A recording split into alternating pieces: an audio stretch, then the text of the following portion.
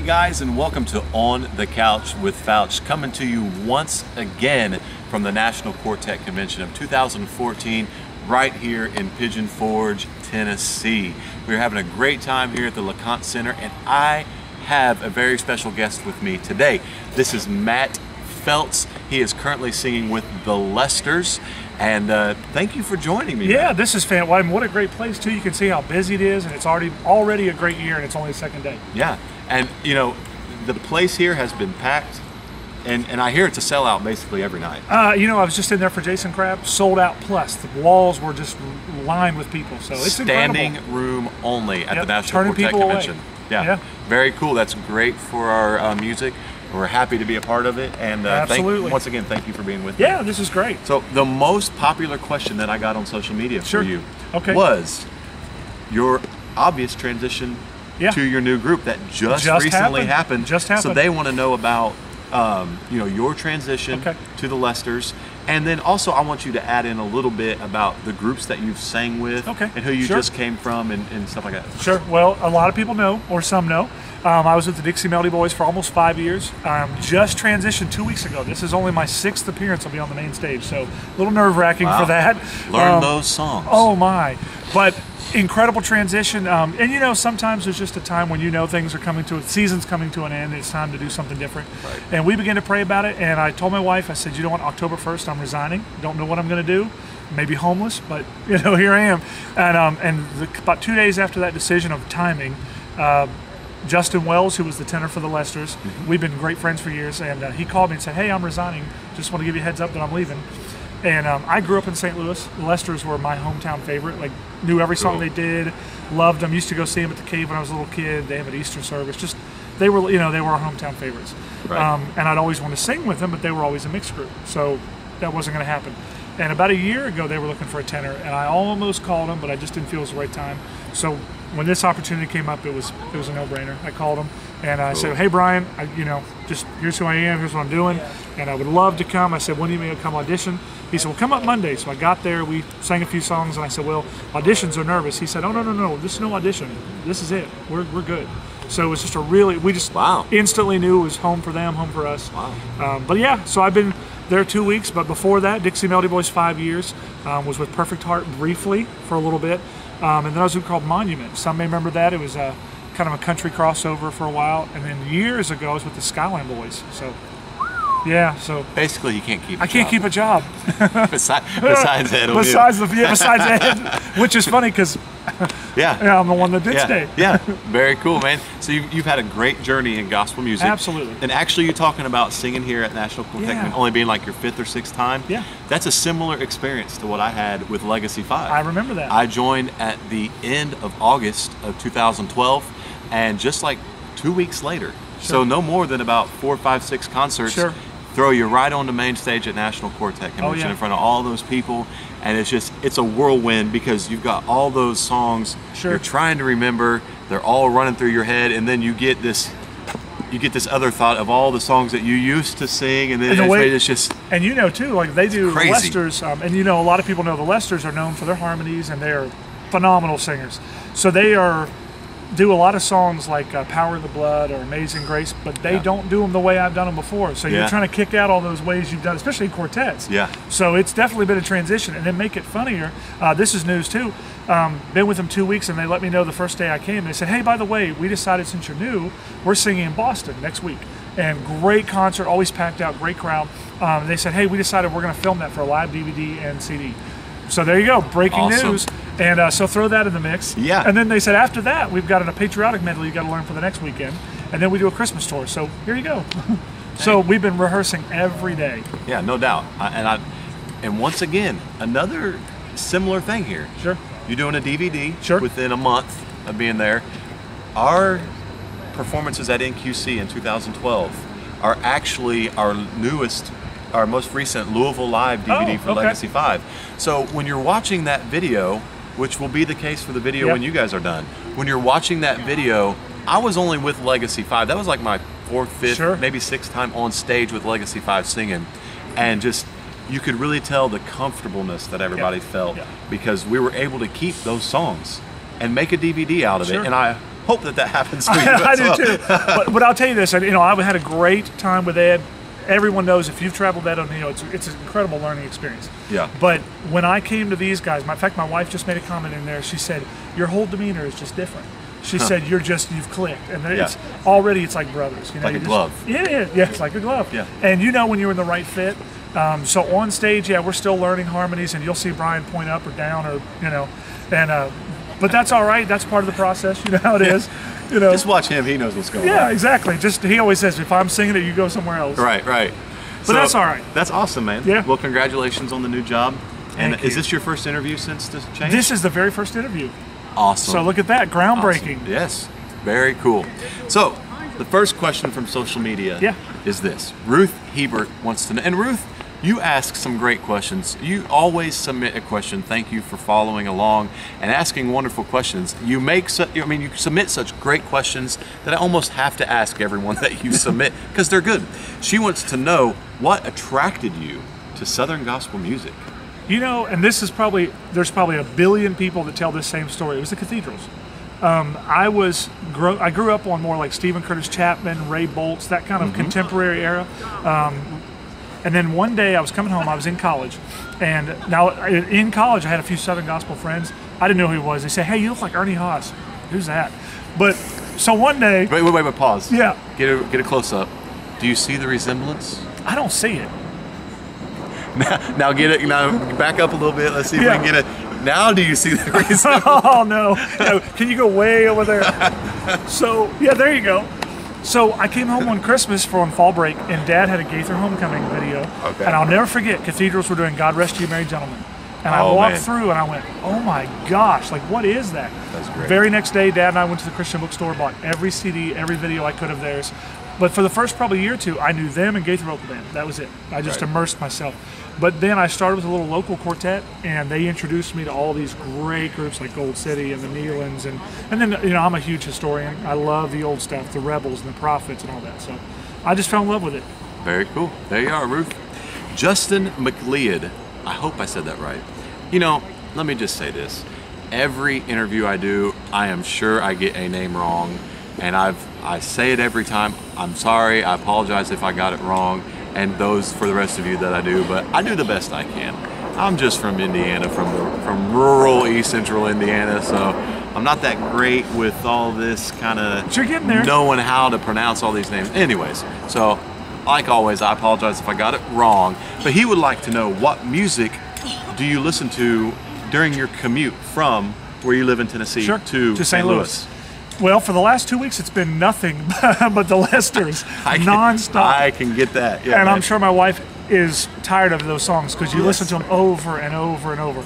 But when I take a break, I'm a big Michael Bublé fan, like everybody. And then I listen to a lot of classic stuff. I try to glean from other singers because a lot of great Southern gospel. And I've been blessed with a lot of great vocal coaches through the years, but I try to get outside of that box and listen to, Mel Torme or Aretha Franklin, even just for their placement. So I just love all kinds of music. Yeah. There you go. All different styles. Yeah.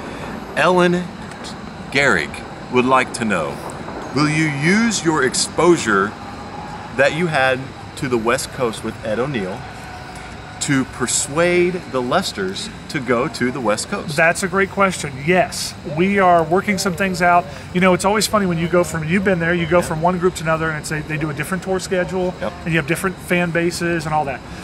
But thankfully, a lot of those great friends we've met over the years have wanted to come with this transition. So we've got a lot of calls. We're going to try to do an LA run. The Lesters mostly do the Midwest, and they'll usually do an Arizona run, a Boston run, and a Florida run. Well, we're going to expand that. I think next year we're going to do quite a bit. So keep an eye out because we're working on an LA run, maybe even Seattle, and we got it tonight, Wyoming. So. And while you're talking about the Lesters and some different things that you guys are doing next year, you were telling me before we started the video about some pretty big news, and I don't know how much you can tell. I can tell you everything. Well, how much can you tell them? So you tell them what you can. Okay. This is awesome. This is big news. Next year, and I'm so happy to be coming in now. Next year, 2015, is the 90th anniversary of the Lesters, continuous, never taking a break. They started in 1925 out of St. Louis. They've been running ever since. They are the oldest, and we are verifying this right now, double checking this with the Guinness Book of Records. They're the oldest continual musical group in the history of the world. Any genre. That alone is mind-boggling. Amazing. Mind-boggling. Amazing. Lots of groups have been around for a while. Of course, the Spear family started before, but they stopped. Blackwood Brothers celebrating 80, so huge milestone. We're in the midst of a lot of ideas, a lot of people we're talking to. Guinness Book of Records mentioned that'll probably be coming out pretty soon, along with the Grammys, the Kennedy Center, lots of huge events, the Today Show. We've been talking to a lot of people. So next year, what excites us about that is it allows the gospel to be put out to places that normally are not open to that. So very exciting year. Well, very rarely, and it has happened before, but very rarely do you hear of or see or get to view a Southern gospel group with exposure on something like Good Morning America, or a major news outlet that has a musical guest and it's a Southern gospel music artist, stuff like that doesn't happen a lot. So anytime, even if half of that stuff happens, it's great exposure, not only for you guys, but even for the genre, itself. Right. And I think that's what it does, because just like what I say about the cathedrals, I have found, you have too, that when people latch on to one group, they want to learn about everybody else. Because there's so many wonderful groups in our genre, and I think a lot of people, I've not met too many people that once they hear it, they don't love it. They, regardless of age, it doesn't matter. So it's exciting for the Lesters, it's exciting for me, but it's more exciting just for gospel music to get it out there. That's awesome. So be looking for that. Where, before we go on to the rest of the questions, where can they follow you guys online so they can keep up to date with those happenings? TheLesters.com, very simple. Or you can go on Facebook, /The Lesters, or you can go on my page, Matt Feltz, on The Lesters. We do on Facebook rather. We update it all the time. And this is, like I said, going to be a big year, and we'll be rolling out a lot of big updates coming out as soon as they happen. Very cool. So keep up with that. Now on to the next question. Daniel Mount would like to know, of all the songs you have recorded, which has the strongest doctrinal message? Wow. That would definitely come from Daniel. Daniel, I know you're out there. He's going to love this. The one I just recorded with Dixie Melody Boys was a cathedral song that they recorded on Ernie's first or second. He'll correct me. Oh yeah, he'll know. He'll know. Daniel, you know. And it's his favorite song ever. It's called "Death Has Died." I don't know if you remember that song or not. Cathedral's Cut. Huge power ballad. I believe I've heard it. And phenomenal song. Absolutely phenomenal. Now the funny thing, and Daniel knows this, Ernie recorded that, but they were doing "Oh What a Savior," so they shelved it, and they hardly ever sing it, like 3 or 4 times. Ironically, sang it with Ed, and they're not doing it. So it's another one that's going to be shelved again. So great song out there. Great song. Maybe someday someone will actually do it. Actually sing it. Yeah, right. That'd be cool. But that's a great doctrinal song. Thank you for your question, Daniel. Matthew Lawson. Okay. Oh, like his name. Thank you for your question. We're good. And that's exactly. Do you agree that Matthew is a great name? Wow, perfect. Absolutely. I argue all the time it's probably the strongest name. Of course, that's why God chose it to start the New Testament. That is, I have never heard that or thought of that. Really? That's great. Yeah, absolutely. We're turning over a new chapter. We're going to do the New Testament, and we're going to start with Matthew. Absolutely. That's very cool. So we believe it's a great name. We hope apparently you do God as well, believes Matthew it's a great Lawson. name. Hey, we're on God's side. Yeah. Hello. All right. Next question. Deidre Mooneyham would like to know, are you a Cardinals fan? Oh, massive Cardinals fan. Massive. Okay. And that's what's even great with the Lesters. They are, I'm a Cardinals fan, huge Cardinals fan, but these guys check the box score. They can tell you their hometown, their favorite cheeseburger. Wow. They are crazy. And of course, that's part of the benefit now is I'm watching every Cardinals game. They make sure every game is on TV. Already been to a few games, so. Yeah, DVR it if they happen to be singing, Not even that. John's wife will actually show us the scores from the stage. So while we're singing, she'll make sure we've got the scores. That's a good wife. That's dedication. You're not right kidding. there. That is that. And your favorite player for the Cardinals? That was the other part of the all question. time or current? Do both. Okay. Stan Musial. One of the all-time greatest. Wonderful man. And probably right now I'd have to say Michael Walker. Yeah. And playoffs this year? Oh, we're taking it all the way. Come on. Okay. All the way. Just wanted to know. Sure. Wanted to know what you thought. And all of that being said, Yeah. this is my favorite part of the program. Okay. It is now time for the Fouch Zone. Oh, here we go. I have a few questions for you, and you have an unspecified amount of time to answer these questions. If you don't get the answers in the amount of time, we will go directly to the next question. Okay. First question. 13 seconds is the longest recorded flight of a time. A Superman is in every episode of what TV show? Time. You have 3 quarters, 4 dimes, 4 pennies. Can you make change for $1? Sure. The first toilet seat seen on TV was on what show? Matlock. Time. Matlock. Chances of living to 116 years old are 37.3%. not even close. Not even remotely close. Okay, so Okay. you want to give a real chance at the answers Well, here? yeah, that'd be great. Okay. All right. 13 seconds is the longest recorded flight of a Pig. chicken. Chicken. I was close. Close to a pig. Wow. When pigs fly. I see. Yeah, I got I was that. kind of there, hoping yeah. that. Yeah. Okay, a Superman Okay. was in every episode of what TV show? Seinfeld.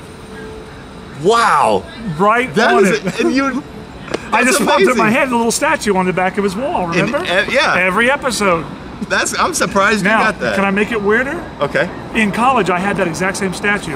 I bought it at a Warner Brothers What? store. See? This is a God thing. This is a God He thing. led me to ask you that question. Perfect. Perfect. That's great. You know, very few times does someone actually get the answer to a Fouch Zone question. So I'm basically, this is record So setting? that is definitely the weirdest because he had the statue. Yeah. Oh, For that's sure. true. That is awesome.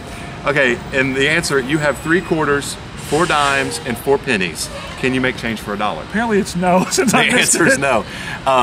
3 quarters, 4 dimes, and 4 pennies is actually the largest amount of coins you can have and not make change for $1. It's like $1.19. Which makes sense because I had that at the food court. So, Exactly. yep. The first toilet seat seen on TV was on the TV show, not Matlock. Okay. Great. Yeah, I didn't Great. think so, but Leave I it to didn't- Beaver. Oh, really? Yeah. Never would have guessed that. Did you have that toilet seat as well? No, I did not. And the chances. But we did have a pet beaver. Perfect. Yeah, right?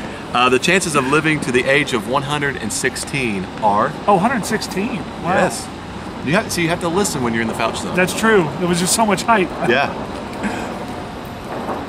You said 37.3%. Oh, yeah. How many 116-year-olds do you One know? out of every 3 people lives to 160. Wow. I'm going to say like 2%. Not even remotely close. No, 1 out of every 2 billion.